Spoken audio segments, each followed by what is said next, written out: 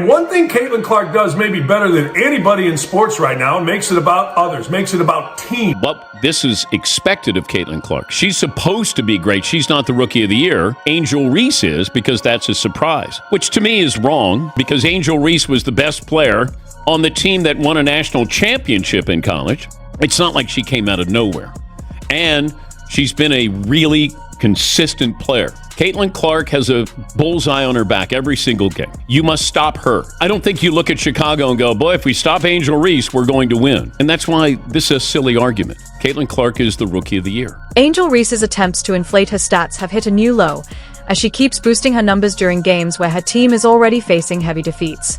Chicago Sky are falling off the map in the second half of the season. Why? Well, they got a star, right? Everybody tells me Angel Reese is an absolute star. Look at all the double-doubles. Oh, my God. Well, Angel Reese and the Chicago Sky have made it about Angel Reese, not about the Chicago Sky. Even last night, if you look at it, what they have, Barbie night. We're giving out towels, blah, blah, blah, blah, blah. And when you see Angel Reese, what does she do? She's walking in with look at me outfits.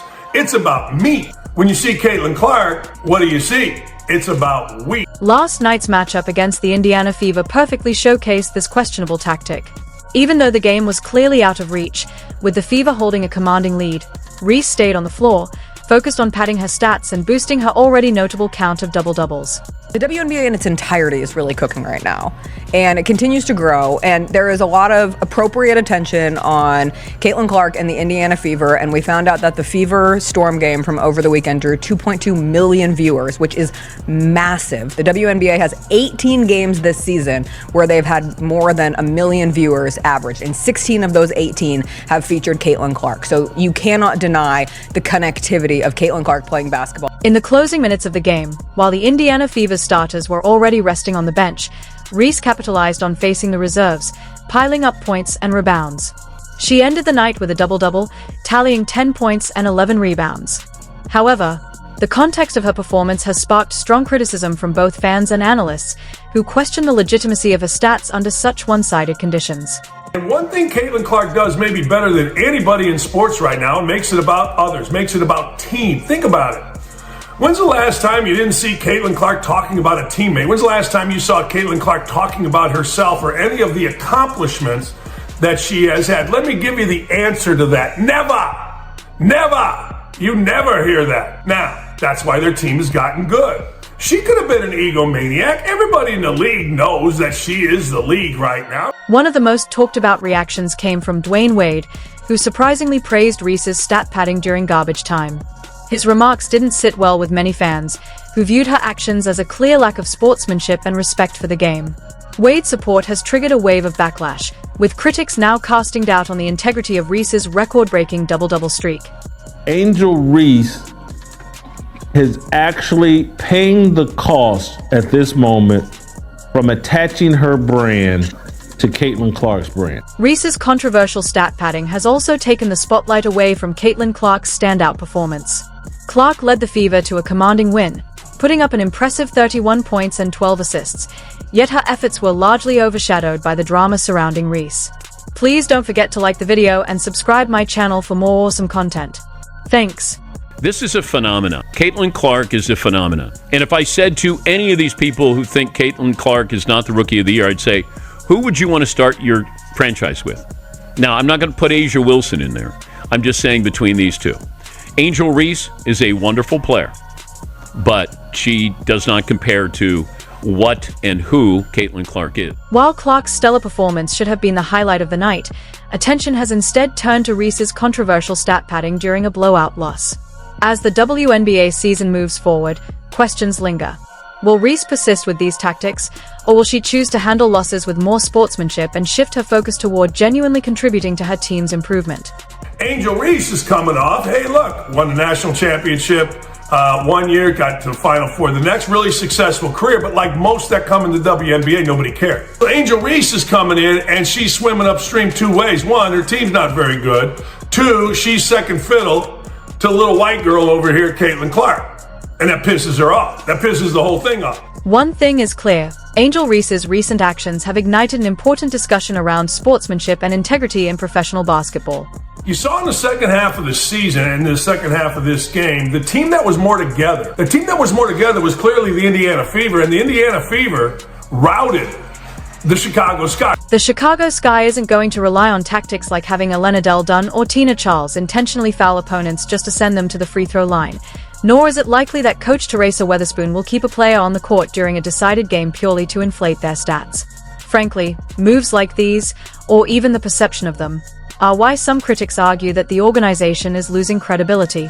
Man, if someone could just help her figure out how to perform offensively, man, she's going to be a real impact player in the WNBA. Instead, because she compares herself to Caitlin Clark, actually, we're sitting there going like, man, this woman can barely shoot a layup. Aaliyah Boston picked up a technical foul just before halftime, setting up free throws to start the third quarter. Now, if you're the coach of the Chicago Sky and serious about winning, who do you pick to take those shots? Lindsay Allen? Rachel Banham? Surprisingly, coach Teresa Weatherspoon chose Angel Reese to shoot the technical free throws. The decision raised eyebrows, pointing to a lack of strategic seriousness and fueling criticism that the organization isn't prioritizing competitive integrity. WNBA, I'm talking players, coaches, and refs. They're all a bunch of Caitlin Clark haters. They're all a bunch of jealous haters. Yep. They are just working themselves up about Caitlin Clark just to hate on her. Skylar Diggins is bumping her. Their girls are complaining on the bench. Referees are getting into it now. They're all a bunch of haters. It's no surprise that players like Kalia Copper are ready to move on, or that Kennedy Carter, Marina Mabry, Dana Evans, and even rookie Camila Cardoso are reportedly looking for a way out. Some athletes are in the WNBA to compete, to sharpen their skills, elevate their game, and make their mark on the court. But not everyone seems equally focused. While some are grinding in the gym, Angel Reese appears more invested in media appearances and endorsement opportunities, like her recent Wicked commercial. Sure, it's a solid ad, but the fact that it's hitting theaters has left many wondering. Shouldn't the priority be basketball? Instead of working on free throws, post moves, or her mid-range jumper, Reese seems to be investing more energy into building a brand than developing as a player, and that contrast is causing growing friction within the team. As a post player, is her efficiency a little bit lower, especially around the room, than you would like it to be? Is that an area of growth for Angel Reese in the future? Absolutely it is. But you cannot use that as a metric to criticize what she's doing in a historic way on the glass on both ends of the floor. Yet another Broadway classic is getting the Hollywood treatment, and not in a good way. Honestly, it is what it is. But this whole situation feels like a metaphor for Angel Reese's current approach. There's more emphasis on being unapologetically Angel than on actually sharpening her basketball skills. It's disappointing, especially after the Indiana Fever dismantled the Chicago Sky with a 100-81 win. The most frustrating part wasn't even the loss. It was the stat padding. Inflated numbers, empty accomplishments. If you've seen The Wolf of Wall Street, think of Matthew McConaughey's character hyping up a lie. That's what these double-doubles are starting to look like. They are hollow. Let's be honest, 19 of her 23 double-doubles feel more like participation trophies than earned achievements, gifts from opposing teams more than reflections of dominance. It's not authentic, and fans are beginning to see through it. Caitlin Clark is taking over this league, and every passing game that she does something awesome, it makes the decision to leave her off the Olympic team that much stupider. I've got to, I was over the weekend seeing the return of the W, seeing how great she is still. She's already set the rookie assist record. She's better. Like the month off that the Team USA gave her, when she was, and by the way, I was thinking that as they were in danger in the gold medal game, like how would they have handled that? Out of her 23 double-doubles, 19 were basically manufactured, not earned through gritty, high-stakes play, but handed to her due to opponent slip-ups or because she was left in during garbage time just to rack up stats. That's not just bad optics, it's a disservice to the game. It completely contradicts everything she claims to stand for. If you say you don't care about Rookie of the Year, personal stats, or double-doubles, then why chase them when the game's already out of reach? Actions and words aren't lining up, and real fans, real hoopers, they notice. And, before last night's game against the Phoenix Mercury, I think in her previous 5 games, she had shot 29% from the field. And unfortunately, I've watched these games because I'm now watching Angel Reese as well. And she can't make, all of her shots are within 2, 3, 4 feet, and she can't make 29% of them. Here's where I'll give Angel Reese credit. And this is why I'm saying she would be getting celebrated had she not attached herself to Caitlin Clark. Jay-Z once said, "We don't believe you. You need more people." And honestly, Angel Reese, a lot of us aren't buying it. Sure, your loyal fan base might still be cheering, but anyone paying attention and thinking critically sees right through the narrative. With just under 4 minutes left in the game, Caitlin Clark sank a pair of free throws, pushing the Indiana Fever to a commanding 98-71 lead. At that point, Indiana had already subbed out their key players, Onion Ware, Boston, Vivians, and even Clark herself. Yet somehow, Angel Reese was still on the court. Fast forward to the 3:23 mark, then 2:41. Eventually Camila Cardoso was subbed out, but Reese stayed in. Even after Lexi Hull was pulled, Reese remained, clearly hunting for a double-double. With just 2 minutes left, she was scrambling in the paint, trying to draw contact. Finally, at the 42-second mark, she drew a foul, made her free throws, and locked in her 23rd double-double of the season. Right on cue for ESPN and the WNBA to hype it up. But let's be honest, if you've been watching the Sky this season, and especially the Fever, you know a lot of those double-doubles didn't come in meaningful moments. They were padded, empty, sometimes even disruptive to team chemistry. Just like Rachel Banham pointed out post-game, if getting blown out doesn't wake you up, maybe it's time to reevaluate what you're playing for. Last night was supposed to be Barbie night for the Sky, but it ended up being all about Caitlin Clark. She led her team, dropped over 30 points, and walked off to a standing ovation in what was supposed to be hostile territory. Downtown Chicago was filled with Caitlin Clark jerseys. It felt more like an NCAA tournament game than a WNBA road matchup. At this point, the Caitlin Clark jersey is the WNBA's equivalent of a Yankees hat, ubiquitous. And in a game where she was the clear star, Reese was still chasing stats in garbage time. To make matters worse, Clark took a couple of nasty hits during the game, including a flagrant from Diamond DeShields. Can someone explain how that's a basketball play? The fact that it happened is bad enough, but the bigger issue is how the Sky organization continues to enable it. Just look at the pattern. Against Connecticut? Marina Mabrey. Against Indiana? More flagrant fouls. This isn't just rough play, it's dirty. It's undisciplined. And then there's how the team handles media. Reese skipping post-game interviews, Kennedy Carter hip-checking Clark and then acting like it's no big deal. Who's really running this team? Is it Teresa Weatherspoon? Or the players themselves? This isn't just about one bad game. The Sky are unraveling. Their coach seems powerless. Their stars are chasing narratives instead of wins. And now the Chicago Tribune and Sun-Times are calling them out with headlines like Foul Ball Sports showing DeShields' hit on Clark. And the Sky? They are more upset about the coverage than the actual behavior. Bottom line, the Chicago Sky are losing control, and everyone sees it.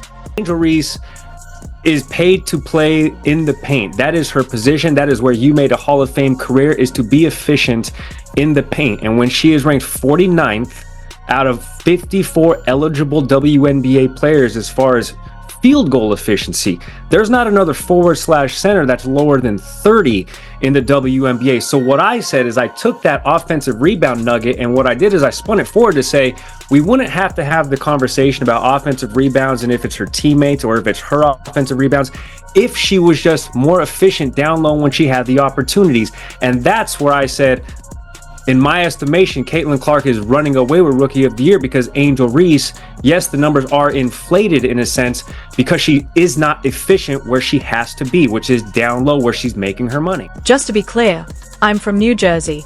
We don't have our own MLB team. We roll with the Yankees. No NBA team either. It's the Knicks or the Nets for us. Even our football identity is split, with the Jets covered by New York media and the Eagles by Philly outlets. So if this is all it takes to get Chicago Sky fans up in arms, then you might be the softest fan base in the country. Yes, even softer than California's. Softer than the LA media, too. If criticism over stat padding, flagrant fouls, and poor organizational decisions sends you spiraling, you're definitely not built for real, unfiltered sports coverage. This is the big leagues. Either take the heat or step aside. Should there be No. a co-rookie of the year? Because Angel Reese is, of course, doing historical things with her double-doubles as a rookie, and Caitlin Clark already has set a million records and looks completely unstoppable, especially when it comes to dishing. And it feels like we are both on the same page here. Not a shot. No, they're not equal. Come on, Chicago Sky fans, stop acting so fragile. Maybe if your team focused more on winning games instead of inflating stats, you wouldn't be stuck at the bottom of the standings. Instead, it's all about chasing empty double-doubles. You traded away your best perimeter player. Kennedy Carter, gone. Dana Evans, asking out. Why? Because the whole system seems built around boosting one player's numbers instead of building a winning team. All that effort for meaningless stat lines. What did it get you? Losses, drama, and a locker room falling apart. I think me and Angel would both give you the same answer, like, you don't wake up and think about individual awards. I know that's what all of you think we do. I know we don't. Like, that's what everybody wants to make this about, but like, we both of our teams are competing for playoff spots. Like, that's our main focus. That's a selfish thing to just care about an individual award, and she would give you the same exact answer. I'm sure she has given you the same exact answer. It looks like Tamika Catchings, Annalisa Smith, Alia Boston, and Dawana Borna have drawn a line in the sand. They are saying, this Rookie of the Year race, we're shutting it down. They are locking in on defense, giving up nothing, and sending a message. The race is over. And now, fans are starting to connect the dots. Has Angel Reese been padding her stats all season? Has this been the playbook the whole time? Meanwhile, Caitlin Clark keeps delivering big performances and widening the gap.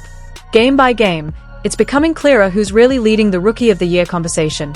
Rookies of the year, it is the rookie who has had the biggest impact on their team, and it's unequivocally, and the odds are saying that it's even distancing itself even further, that it's Caitlin Clark. She is leading in all of the statistical categories as a rookie, minus rebounds.